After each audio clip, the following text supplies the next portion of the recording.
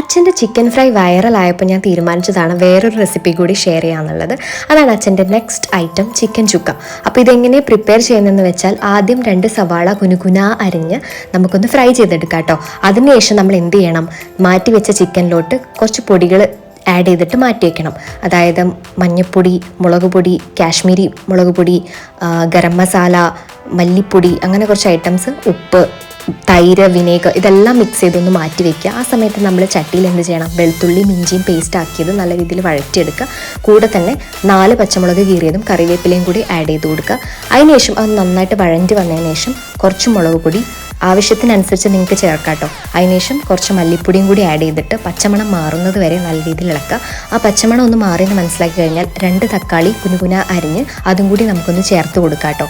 എന്നിട്ട് അതും അടിപൊളിയായിട്ട് മിക്സ് ചെയ്തെടുക്കുക.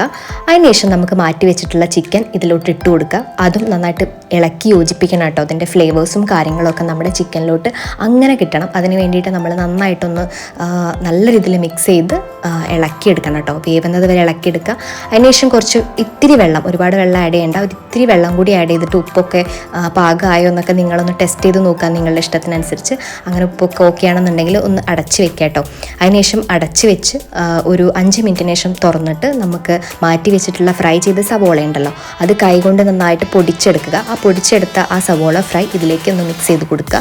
അത് മിക്സ് ചെയ്ത് അതിൻ്റെ ഫ്ലേവറും നല്ല രീതിയിൽ ഈ ചിക്കനിലോട്ട് കിട്ടണം. അത്രയ്ക്കും ഒരു മാസ്മരിക സ്വർഗീയമായിട്ടുള്ളൊരു ടേസ്റ്റ് നമുക്ക് കിട്ടണം എന്നുണ്ടെങ്കിൽ ഇങ്ങനെയൊക്കെ നമ്മൾ കുറച്ച് കഷ്ടപ്പെടണം കേട്ടോ. അപ്പോൾ നല്ല രീതിയിൽ മിക്സ് ചെയ്ത് എടുക്കുക. അപ്പോൾ കാണുമ്പോൾ തന്നെ അതുപോലെ തന്നെ ആസ്വദിക്കാനും നല്ലൊരു മണമാണ്. ആ സമയത്ത് കുറച്ച് പെരുംജീരകപ്പൊടി അതുപോലെ തന്നെ കുറച്ച് കുരുമുളക് പൊടിയും കൂടി ആഡ് ചെയ്ത് കൊടുത്തിട്ട് വീണ്ടും ഒന്ന് ഇളക്കി സംയോജിപ്പിക്കുക എന്നൊക്കെ പറയാം. അതിനുശേഷം മല്ലിച്ചപ്പ് ആഡ് ചെയ്യുക. അത് നിർബന്ധമില്ല, നിങ്ങൾക്ക് ഇഷ്ടമാണെങ്കിൽ ആഡ് ചെയ്തോളൂ.